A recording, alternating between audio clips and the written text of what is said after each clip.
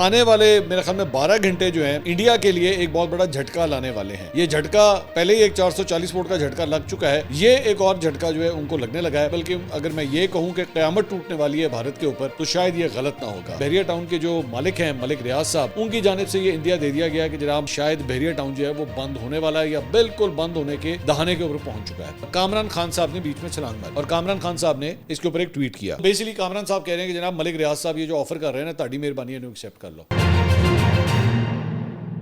السلام علیکم ناظرین, میں ہوں منصور علی خان, اپنے ڈیجیٹل چینل کے اوپر آپ کو خوش آمدید کہیں گے. ناظرین, پچھلے 12 گھنٹے میں جو خبریں ڈیولپ ہوئی ہیں اس پہ تفصیل سے بات کریں گے. خاص طور پہ پاکستان تحریک انصاف کا احتجاج, کافی ہم نے اس کو ایکسٹینسولی کور کیا تھا پچھلے ویلاگ کے اندر, لیکن چونکہ ہم شام کے وقت ریکارڈ کر رہے تھے, چند ڈیولپمنٹس جو ہیں اس کے بعد ہوئی ہیں, اس کو بھی تھوڑا سا ہم کور کریں گے. اور ساتھ ہی ساتھ جناب آنے والے میرے خیال میں 12 گھنٹے جو ہیں وہ انڈیا کے لیے ایک بہت بڑا جھٹکا لانے والے ہیں. یہ جھٹکا پہلے ہی ایک 440 ووٹ کا جھٹکا لگ چکا ہے, یہ ایک اور جھٹکا جو ہے ان کو لگنے لگا ہے. اور بلکہ اگر میں یہ کہوں کہ قیامت ٹوٹنے والی ہے بھارت کے اوپر تو شاید یہ غلط نہ ہوگا. اس کی تفصیلات بھی تھوڑی دیر میں آپ کے ساتھ شیئر کریں گے. اینڈ تک اس ویڈیو کو دیکھے گا, چینل کو سبسکرائب کرنا مت بھولیے, بیل آئیکن پریس کیجیے. اگر آپ کو ویڈیو پسند آئے تو اسے لائک اور شیئر ضرور کیجیے گا. اور ایک بڑی ہی دل دکھانے والی ایک خبر آپ کے ساتھ شیئر کرنی ہے بلوچستان سے. آج سے چند دن پہلے آپ کو یاد ہے بلوچستان میں ایک واقعہ پیش آیا تھا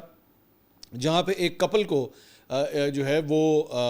جرگے کے حکم کے اوپر قتل کر دیا گیا تھا. اسی طرح کی ایک دل دہلا دینے والی ایک اور خبر جو ہے بلوچستان سے آئی ہے, وہ خبر بھی میں تھوڑی دیر میں ابھی آپ کے ساتھ شیئر کروں گا, تو اینڈ تک آپ نے اس ویڈیو کو ضرور دیکھنا ہے. سب سے پہلے پاکستان تحریک انصاف کا جو احتجاج, جو میری نظر میں بڑا ہی غیر متاثر کن ایک احتجاج تھا جو کل ان کی جانب سے کیا گیا, اس کے بعد کچھ فردر ڈیولپمنٹس بھی اس معاملے میں ہوئی ہیں, خاص طور پہ پشاور والی سائڈ سے. عمران خان صاحب کی جو پہلے میں اڈیالہ کے بارے میں بات کر لوں. اڈیالہ کے حوالے سے جناب خبر یہ ہے کہ اڈیالہ جیل کے باہر انہوں نے یہ فیصلہ کیا کہ جناب پاکستان تحریک انصاف کے لوگ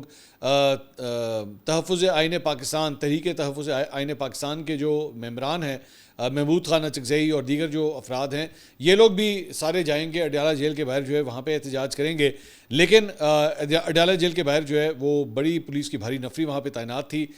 بیریئرز لگائے گئے تھے, اور ایک خاص جگہ سے آگے جو ہے محمود خان اچکزئی صاحب اور دیگر جو ایم این ایز وغیرہ تھے ان کو جو ہے وہ آگے جانے نہیں دیا گیا, پولیس نے ان کو ویسے ہی روک لیا. تو ان کا یہ پروگرام بھی جو ہے وہ کامیاب نہیں ہو سکا. اڈیالہ جیل کے باہر بھی جو ہے وہ کوئی احتجاج نہیں ہو سکا. سلمان اکرم راجہ صاحب, میرا خیال میں انہوں نے پچھلے 24 گھنٹے میں جتنی بڑی ڈز ماری ہے کہ وہ لاہور سے تعلق رکھتے ہوئے لاہور نہیں آئے, اسلام آباد میں رہتے ہوئے اڈیالہ جیل بھی جا کے احتجاج نہیں کر سکے. مطلب پارٹی کا سیکرٹری جنرل جو ہے وہ کوئی کسی قسم کا رول جو ہے وہ اس معاملے میں وہ ادا نہیں کر سکے. عمران خان صاحب سے ملاقات کے حوالے سے 6 رہنماؤں میں سے صرف ترجمان بانی نیاز اللہ نیازی جو ہے وہ جیل کے گیٹ نمبر 5 تک پہنچے, لیکن پولیس نے فوری آگے جانے کی ان کو ہدایت کی. اس کے علاوہ آزاد جو ڈیجیٹل ہے اس کی جانب سے ایک ویڈیو ریلیز کی گئی ہے, ہم آپ کو اس کی تصویریں دکھا رہے ہیں, جس میں سوشل میڈیا کے اوپر محمود خان اچکزئی, سلمان اکرم راجہ, علیمہ خان اور اپوزیشن اتحاد کے دیگر قائدین جو ہیں وہ چکری انٹرچینج کے پاس ریسٹورانٹ میں جو ہے وہ کھانا کھاتے ہوئے ان کی ویڈیو جو ہے وہ سامنے آئی. اب اس کے اوپر بھی بہت اعتراض کیا جا رہا ہے کہ بھائی پورے پاکستان کے اندر جو ہے مختلف شہروں میں آپ لوگوں نے احتجاج کی کال دی ہوئی اور آپ لوگ آرام سے بیٹھ کے کھانا کھا رہے ہیں. مطلب ان تمام افراد کو تو جا کے اپنے اپنے حلقوں میں احتجاج کرنے چاہیے تھے, لیکن وہ انہوں نے نہیں کیے. اور الٹیمیٹلی اس فوٹیج کو دیکھنے کے بعد جو ہے وہ کارکنوں میں اور بھی زیادہ غم و غصہ جو ہے وہ پایا گیا کہ بھائی آپ لوگ کدھر تھے سارے. اس کے علاوہ خیبر پختونخوا کے وزیر اعلیٰ علی امین گنڈا پور صاحب, who was supposed to lead the biggest rally in Pakistan, کیونکہ ظاہری بات ہے وزیر اعلیٰ اور سرکاری پروٹوکول, سرکاری وسائل سارے ان کے پاس وہاں پہ موجود تھے, تو ان کی جانب سے جو ہے وہ پی ٹی آئی کے لیے جو ایک عمران خان صاحب کے لیے جو ریلی نکالی گئی, جب وہ اپنے عروج پہ پہنچی, جس جگہ پہ وہ پہنچی قلعہ بالا حصار, وہاں پہ انہوں نے جا کے کوئی کسی قسم کا خطاب نہیں کیا, اور خطاب کیے بغیر ہی وہ وہاں سے واپس چلے گئے. اب اس کے بارے میں جو میرے پاس نمبرز آ رہے ہیں وہ تقریباً بتایا جا رہا ہے کہ 4 سے 5 ہزار بندہ جو ہے اس ریلی کے اندر وہاں پہ موجود تھا جو گنڈا پور صاحب کے ساتھ تھی. اس کے علاوہ اور کوئی بڑی ڈیولپمنٹ نہیں ہو سکی, بلکہ یہاں پہ بھی پاکستان تحریک انصاف کے کارکن آپس میں لڑ پڑے, میں اس کے بارے میں تو آپ کو بتاتا ہوں. لیکن اگر آپ یہ اسکرین کے اوپر چند جو کارکن ہیں ان کی جانب سے جو بیانات اس وقت آپ کو میں دکھا رہا ہوں اسکرین پہ, یہ اپنے غصے کا اظہار کر رہے تھے کہ جناب گنڈاپور صاحب یہاں پہ آئے اور یہاں پہ کسی قسم کا خطاب کیے بغیر ہی یہاں سے نکل گئے, اور اس کے بعد انہوں نے اپنے بیانات کے اندر اور بھی گنڈاپور صاحب کو بہت کچھ کہا کہ جی یہ پہلے بھی نومبر کے اندر بھی انہوں نے سارا کچھ اسی طرح کیا, اس سے پہلے لاہور میں بھی یہ سب کچھ کیا. تو اس طرح ان کی ہسٹری کے بارے میں بھی جو ہے وہ کافی تنقید کی جا رہی تھی کہ جناب گنڈاپور صاحب جو ہیں دوبارہ انہوں نے ہمارے ساتھ جو ہے وہ سارا کچھ ایسے ہی کیا ہے, اور باقی جو انہوں نے الفاظ استعمال کیے وہ میں استعمال کر نہیں سکتا. اس کے بعد وزیر اعلیٰ ہاؤس کی جانب سے جب یہ سوشل میڈیا کے اوپر یہ باتیں بہت زیادہ چلیں کہ جناب انہوں نے کسی قسم کا کوئی خطاب نہیں کیا, تو وزیر اعلیٰ ہاؤس کی جانب سے جو ہے وہ علی امین گنڈاپور صاحب کی 1 منٹ اور 24 سیکنڈ کی ایک تقریر جو ہے وہ جاری کر دی گئی, جو آپ اسکرین کے اوپر دیکھ رہے ہیں.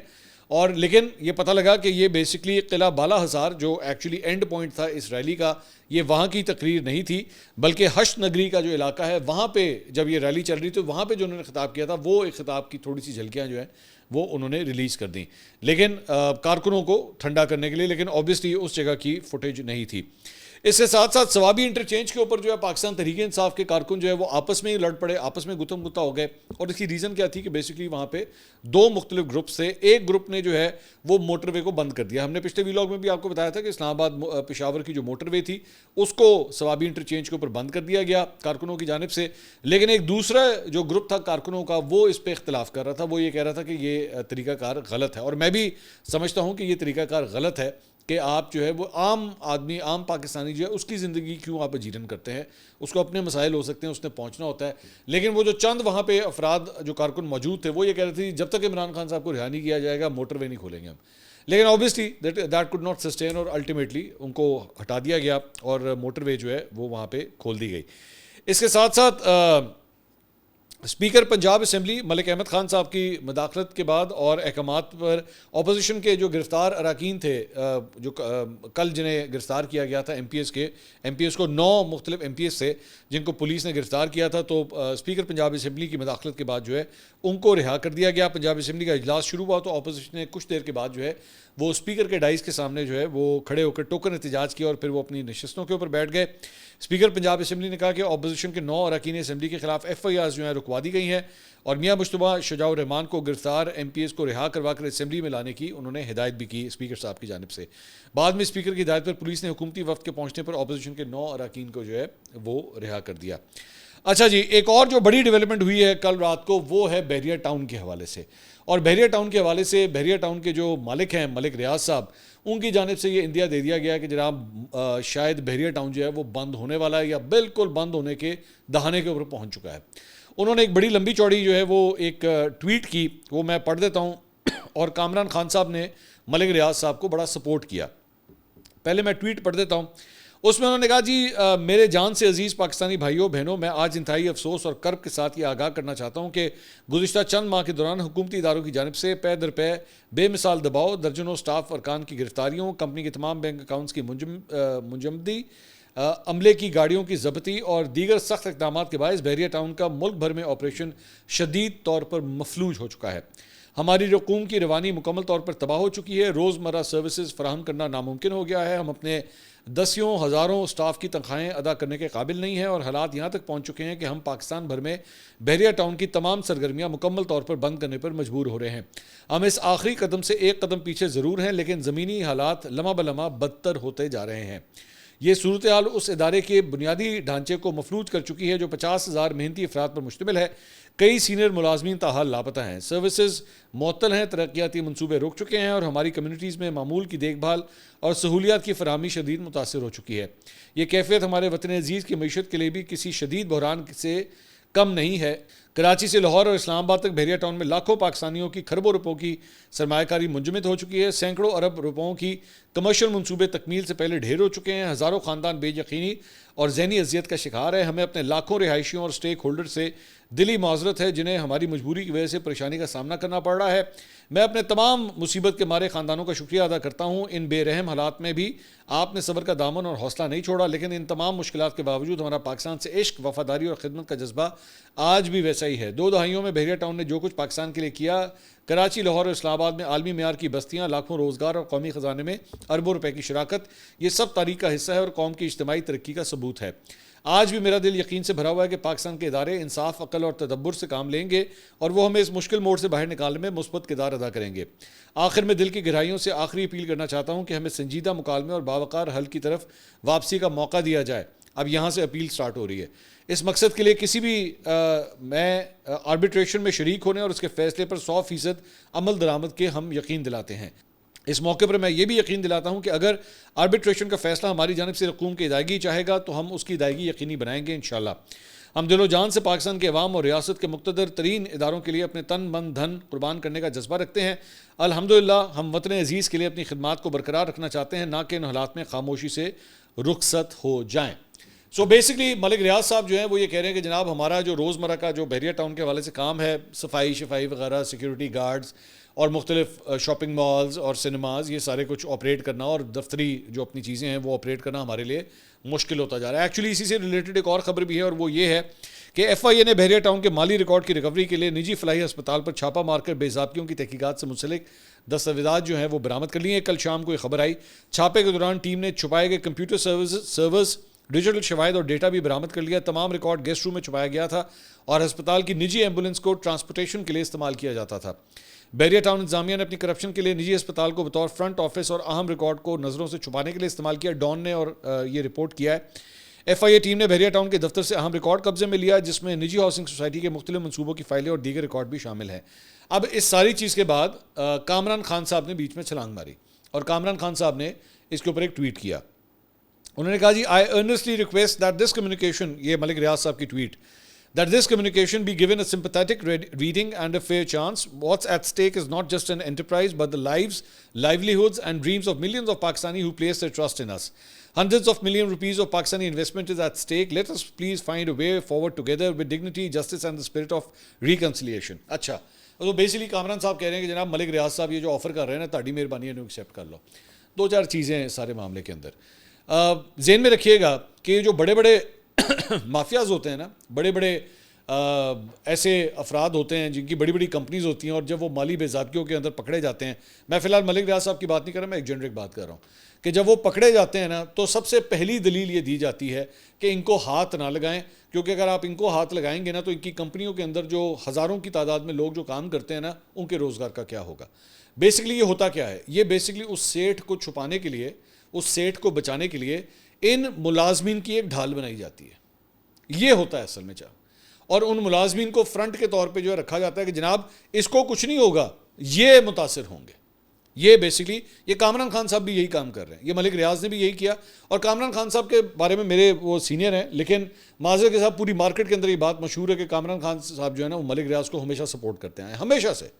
مطلب، اور وہ اکیلے نہیں ہیں، یہ بھی میں آپ کو بتا دوں، اور بھی دو چار صحافی ہیں، ایک صحافی جو ہے ان کا تو یوٹیوب چینل بھی چلتا ہے، تو وہ بھی جو ہے وہ ملک ریاض کے بڑے ہی دل دادا ہیں، اور ہمیشہ ان کو ہر ان کی پٹھی سیدھی بات، ہر قسم کا جو ہے نا وہ ان کے اوپر سپورٹ کرتے ہیں۔ جی ملک ریاض نے بڑا کام کیا ہے، بڑا فلاحی کام کیا ہے، بھائی فلاحی کام کیا ہو یا کچھ بھی کیا ہو، لیکن ان کے اوپر جو الزامات ہیں زمینوں پہ قبضے کے حوالے سے، مالی بے ضابطگیوں کے حوالے سے، القادر ٹرسٹ کے معاملے کے اوپر ان کو ان کا جواب دینا ہے،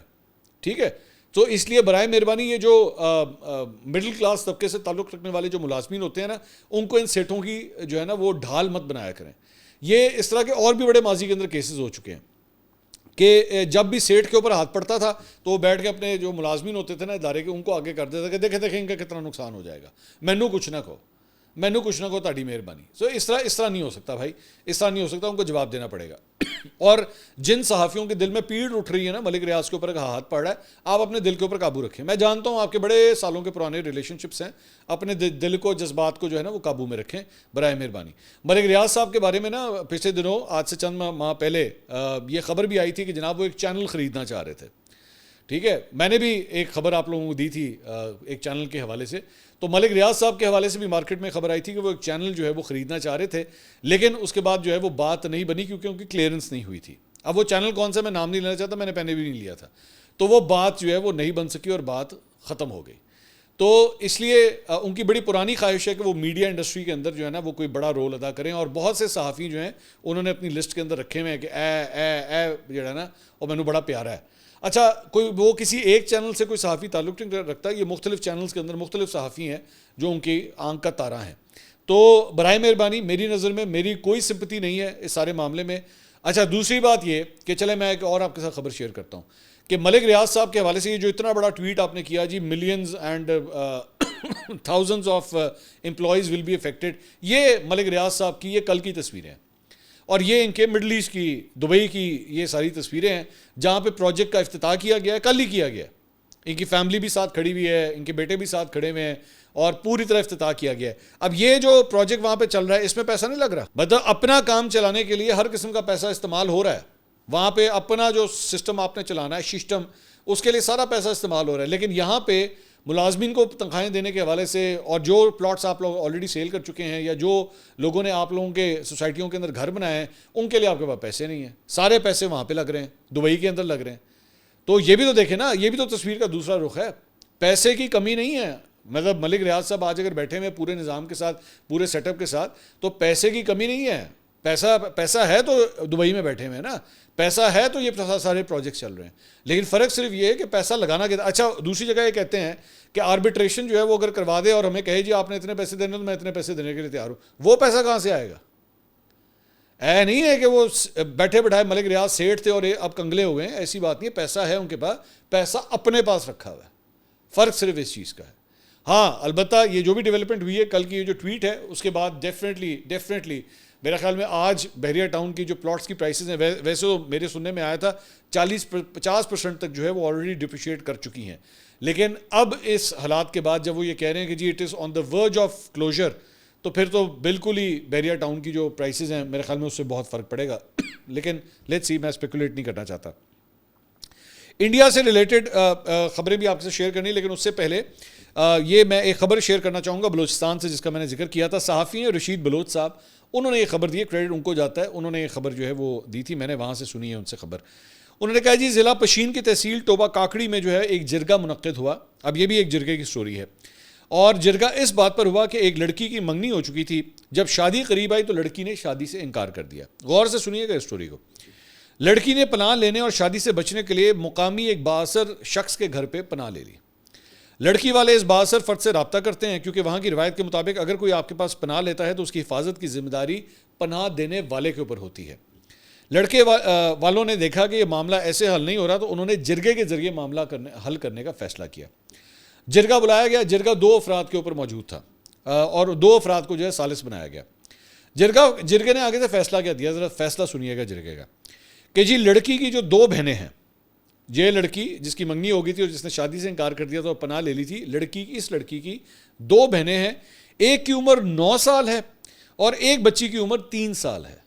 9 سال اور 3 سال. اور یہ جرگے نے فیصلہ کیا کہ یہ دونوں بچیاں جو ہیں وہ لڑکے والوں کے حوالے کر دی جائیں گی, کیونکہ لڑکی شادی کرنے سے انکاری ہے تو اس لیے یہ 2 چھوٹی بچیاں جو ہیں وہ لڑکے والوں کے حوالے کر دی جائیں گی. جرگہ یہاں سے فیصلہ دیتا ہے اور ساتھ ہی ساتھ صرف یہ 2 بچیاں نہیں دیں گے بلکہ 15 لاکھ روپے بھی دیں گے. لڑکی والے لڑکے والوں کو 15 لاکھ روپے بھی دیں گے, ساتھ 2 بچیاں دیں گے. اور لڑکے والے جو ہے جیسے یہ فیصلہ ہوتا ہے وہاں سے سیدھا جاتے ہیں لڑکی والوں کے گھر, اور وہاں سے اس کی 9 سال کی جو بہن ہے اس بچی کی, اس کو وہاں سے لے جاتے ہیں. اور وہ جو 3 سال کی بچی ہے وہ اس کے بارے میں کہتے ہیں جی کیونکہ یہ ابھی چھوٹی ہے تو ہم اس کو ابھی نہیں لے کے جا رہے, جب یہ 6 سال کی ہو جائے گی تو ہم تب لے کے جائیں گے. آپ ذرا ظلم کی انتہا دیکھیں, آپ ظلم کی انتہا دیکھیں کہ وہ 2 معصوم بچیاں جن کا کچھ لینا دینا نہیں ہے سارے معاملے کے ساتھ, منگنی کب ہوئی, بہن نے کب شادی سے انکار کیا, ان 2 بچیوں کا کوئی لینا دینا نہیں ہے.